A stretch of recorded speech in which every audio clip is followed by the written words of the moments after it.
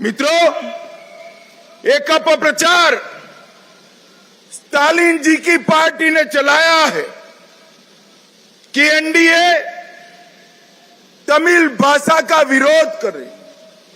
मैं आज तमिलनाडु की जनता को बताना चाहता हूं कि आईएएस आईपीएस के एग्जामिनेशन में सबसे पहले तमिल भाषा में एग्जाम लेने की शुरुआत नरेंद्र मोदी जी ने कराई।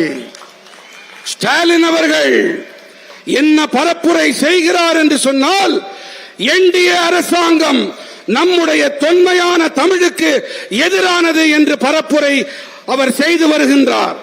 ஆனால் நமது என்டிஏ அரசாங்கம் ஐஏஎஸ் ஐபிஎஸ் தேர்வுகளிலே இந்த அரசாங்கம் தான் முதன்முறையாக தமிழை அறிமுகம் செய்திருக்கிறது. तमिलनाडु के रेलवे स्टेशनों पर तमिल भाषा में घोषणा करने का काम भी नरेंद्र मोदी जी ने करवाया। நம்முடைய ரயில் நிலையங்களிலே தமிழிலே அறிவிப்பு செய்வது என்பதையும் நம்முடைய மோடிஜி அவர்கள்தான் செய்திருக்கின்றார். बनारस हिंदू विश्वविद्यालय में तमिल पढ़ने के लिए सुब्रमण्यम भारती चेयर की शुरुआत नरेंद्र मोदी जी ने की। வாராணசியிலே BHU அந்த பல்கலைக்கழகத்திலே தமிழிலே பாரதியின் பெயரால் ஒரு இருக்கை அமைத்திருக்கின்றார் நம்முடைய மாண்புமிகு பாரத பிரதமர் நரேந்திர மோடி அவர்கள். महान ग्रंथ तिरुकुरल का भारत की 13 भाषाओं में अनुवाद नरेंद्र मोदी जी ने कराया।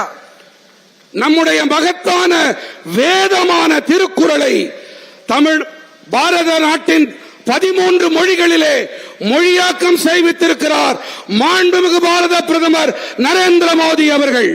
मेडिकल और इंजीनियरिंग की परीक्षाएं तमिल भाषा में लेने की शुरुआत नरेंद्र मोदी जी ने कराई। தேர்வுகளை தமிழிலே எதிர்கொள்ளக்கூடிய வசதிகளை ஏற்படுத்தி கொடுத்திருக்கிறார் மாண்புமிகு பாரத பிரதமர் நரேந்திர மோடி அவர்கள்.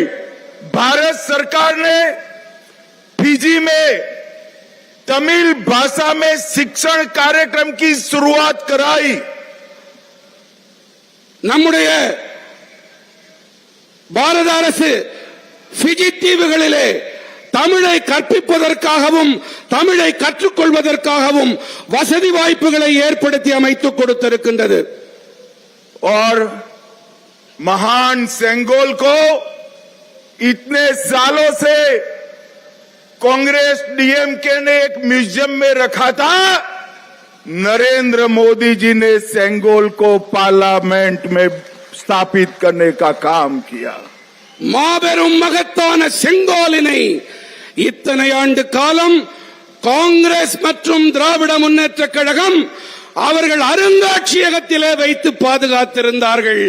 ஆனால் நம்முடைய பாரத பிரதமர் மாண்புமிகு நரேந்திர மோடி அவர்கள்தான் அதனை இன்று நாடாளுமன்றத்திலே வைத்து அழகு பார்க்கிறார். अभी अभी भारत के उपराष्ट्रपति पद पर हमारे श्रीमान राधाकृष्णन जी को चुनकर लाने का काम भी बीजेपी और नरेंद्र मोदी जी ने किया. நம்முடைய துணை குடியரசுத் தலைவராக தமிழரான சிபி ராதாகிருஷ்ணன் அவர்களையும் பதவியில் அமர்த்தி அழகு பார்த்திருக்கிறார் நம்முடைய பாரத பிரதமர் மாண்புமிகு நரேந்திர மோடி அவர்கள்.